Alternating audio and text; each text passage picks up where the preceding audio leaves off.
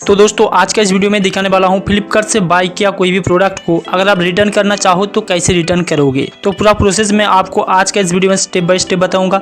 So video में and तक बने रहे और अगर वीडियो अच्छा लगता है तो पूरा वीडियो को देखने के बाद एक वीडियो को लाइक कर सकते हो और इस तरह का हेल्पफुल वीडियो आगे पाने के लिए चैनल को सब्सक्राइब भी कर लीजिए। तो पहले आपको उस आईडी को ओपन करना है जिस आईडी से आपने फ्लिपकार्ट से प्रोडक्ट बाय किया और उस आईडी को ओपन करने के बाद आपको आना है माई ऑर्डर्स में। माई ऑर्डर्स में आने के लिए देखिए ऊपर लेफ्ट साइड में जो 3 लाइन है उस पर क्लिक करना है। क्लिक करने से ये ऑप्शन आएगा और यहाँ देखिए लिखा है माई ऑर्डर्स, तो इसके ऊपर क्लिक करना है। क्लिक करने से ये पेज आएगा और इस पेज में आपने जो कुछ बाय किया है फ्लिपकार्ट से उसका लिस्ट यहाँ आपको दिखाई देगा और सबसे ऊपर दिखाई देगा आपने जो रिसेंटली बाय किया है। तो यहाँ आप ऊपर रिसेंट में देख सकते हो मैंने एक रिसेंटली सनग्लास लिया था जो कि मैंने कुछ दिन पहले ऑर्डर डाला था और फाइनली प्रोडक्ट मेरे पास कल पहुँच गया, लेकिन ये साइज फिट नहीं है मुझे, इसलिए मैं इसे रिटर्न करने वाला हूँ। सो रिटर्न करने के लिए चश्मे के ऊपर क्लिक करना है और क्लिक करने से ये पेज आएगा। इस पेज में देखिए 2 ऑप्शन है, पहला है रिटर्न और दूसरा है नीड हेल्प।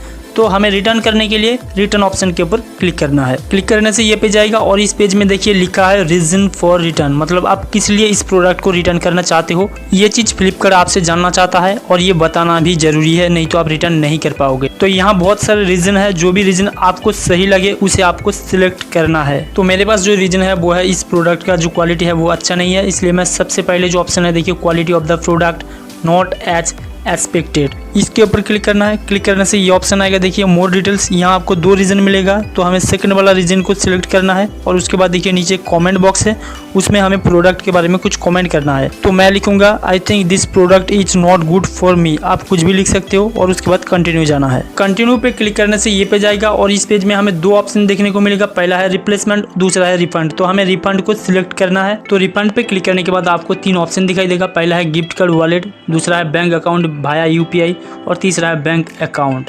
और ये 3 ऑप्शन के जरिए आप आपका पैसा फ्लिपकार्ट से रिटर्न ले पाएंगे।